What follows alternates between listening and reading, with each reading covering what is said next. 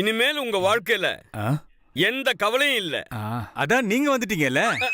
எது கவுண்டருக்கே கவுண்டரா? தங்கமணி வாங்க.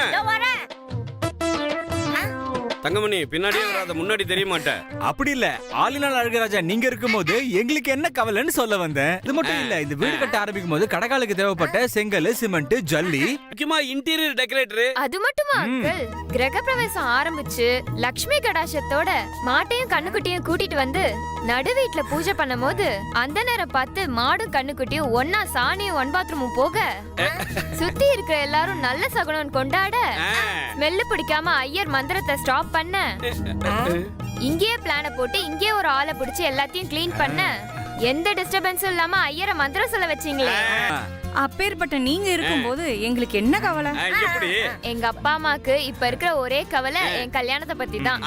அதுக்குதானே இந்த புரோக்கரை, சாரி தரகரை, குட்டி தரகரை கூட்டிட்டு வந்திருக்கீங்க. குட்டி தரகரா? சரி, அது விடுங்க. அப்புறம் எதுக்கு இவ்வளவு பெரிய ரியாக்ஷன் கொடுத்த? மாப்பிள்ளை மட்டும் தான் நான் பிக்ஸ் பண்ணுவேன். அதுக்கப்புறம் மண்டபத்துல ஆரம்பிச்சு ஃபுல் மேரேஜ். அதுக்கப்புறம் ஃபைனலா ஃபர்ஸ்ட் நைட். ஃபர்ஸ்ட் நைட் இருங்க. ரூமுக்கு டெக்கரேஷன் பண்ணுமா?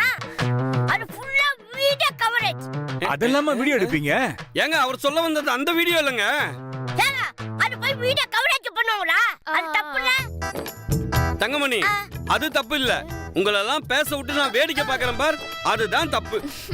ஏதோ ஆளினார் அழகராஜான்னு பெருமையா பேச ஆரம்பிச்சீங்களேன்னு பார்த்தேன். அதுக்கு நீ இவ்வளவு லெங்தாவா போவீங்க? அதுவும் ஏடா கூடமா பேசிக்கிட்டு. ஐயா, அதாவது நான் பண்றது ஒரு சமூக சேவை. உங்களுக்கு புரியுற மாதிரி சொல்லணும்னா, அந்த காலத்துல விசு சார் படம் பார்த்திருப்பீங்கல்ல, அந்த மாதிரி கேரக்டர் நானு. இப்போ ஒரு மண்டபத்துல கல்யாணம் நடக்குதுன்னு வச்சுக்கோங்க. அந்த மண்டபத்துக்கும் அந்த குடும்பத்துக்கும் இவருக்கும் சம்பந்தமே இருக்காது. இருந்தாலும் உள்ள பூந்து அந்த பொண்ணை தான் பொண்ணு மாதிரி நினைச்சு அந்த கல்யாணத்துல ஓடி ஆடி அந்த கல்யாணத்துக்கு என்ன தேவையோ அந்த வேலை எல்லாத்தையும் செஞ்சுட்டு முடிஞ்சதுக்கு அப்புறமா துண்ட உதறி தோல்ல போட்டுக்கிட்டு அவருக்கும் அந்த வீட்டுக்கும் எதுவுமே சம்பந்தம் இல்லாத மாதிரி போயிடுவாரு. ஏன் தெரியுமா?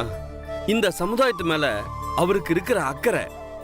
அதே மாதிரி தான் நானும் செய்யறேன். எல்லா வேலைக்கும் பணம் கேட்கறது இல்ல. முடிஞ்சா கொடுங்க, இல்லனா விடுங்கன்னு போயிட்டே இருப்பேன். ஆனா வசதியானவங்க கொடுக்கும் போது அதை வாங்கிப்பேன். கஷ்டப்படுறவங்களுக்கு அதை செலவு பண்ணுவேன்.